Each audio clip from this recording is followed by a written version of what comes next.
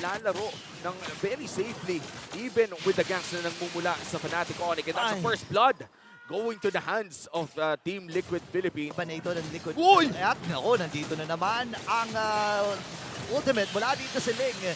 Pero atras muna sila dito, nakuha na naman si Kirk. Habang napasipa na si Sanford dito. Tapak Cyclone Eye mula kay Super Prince. Pero transition uli sila dun sa Turtle. Isa, yung isolated na per skill. Ayun ang masakit, boy. Yung mga quick draw, yung grenade bombardment pa yun. Pero naku, nagamit na rin kagad yung implosion. At nakuha itong si Daddy Japes. Kahit isa lang, sapat na yan. At sumipa na nga rin si Corday. Nagubad na rin si Prince. Okay, Frigid Glacier nagamit na ngayon. Nandun yung mga dash. At si Carlito, naku, hinabol ng Lycan Pounce. Nakadalawa itong si King Kong. So ngayon may mga pagsilip na gagawin. Brusco, nakita na ayun lang.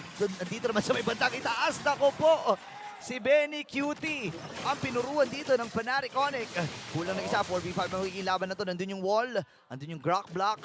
Pero si JP, this time, sumisilip lamang din pero may 2v1 dun sa may bandang itaas. Habang may nangyari din dito sa malapit sa Turtle, nakabasag na ng Torres sa may bandang itaas. Habang implosion na nagamit na. Pasok din dito si Salmon, makakasipa siya. Pero sapat may damage dito ng Team Liquid PH, parang hindi yata kasi nakakuha na rin si Carl TC ng isa.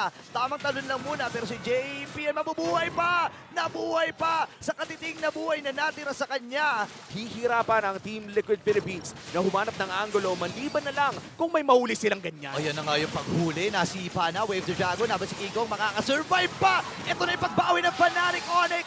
Nakadalawa itong si Kera! Ano na yun eh? Stampede na ngayon! Ayun na nga, naku, naaabutan din itong si King Kong, nagamit yung Frigid Glacier habang yung Wild Charge, pero naku, delikado ata dito ang Team Liquid PH, sakto ang bumagsak sa kanilang kupunan, di ba? Oo, kumbaga parang even if sabihin na lang natin na nakahuli ng kanon at bigla na lamang mawawala si King Kong. Makakita ka na ng mga Chono tumitiktok, mga Grok na nasa XP na maghanap. Aray ko po, natunaw kaagad si JP doon. Ganong klaseng karera pero grabe yung sakripisyo ng mga yan.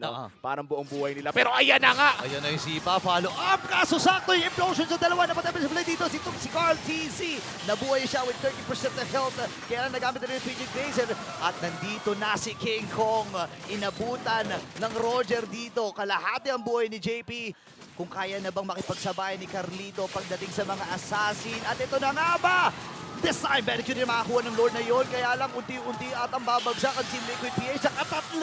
Nakatatlo ang Fnatic Onyx, ladies and gentlemen. Mahaba-haba ang timer, 25 seconds. Meron silang minion sa gitna. Pwede maghabol dito si King kung nakita niya si Benny Good. Oh no! Kailangan matras. Pinikar na gamit na nga rin dito ni Benny Good. Pero dalawa ang nakahabol sa kanya. At ang Fnatic Onyx ay nakakuha ng 4 dito. 12 seconds para kay JP, 15 seconds para kay Carl TC. Sanford, kailangan bumili ng oras. Ano kaya ang gagawin niya? Okay, 5 seconds para kay JP. Kakayanin ba? Nandun yung wall. Pero sinalubong na Fnatic Onyx nagbe-base lock at sila magwawagi sa serye na ito. Game 3 secured for Fnatic Onyx.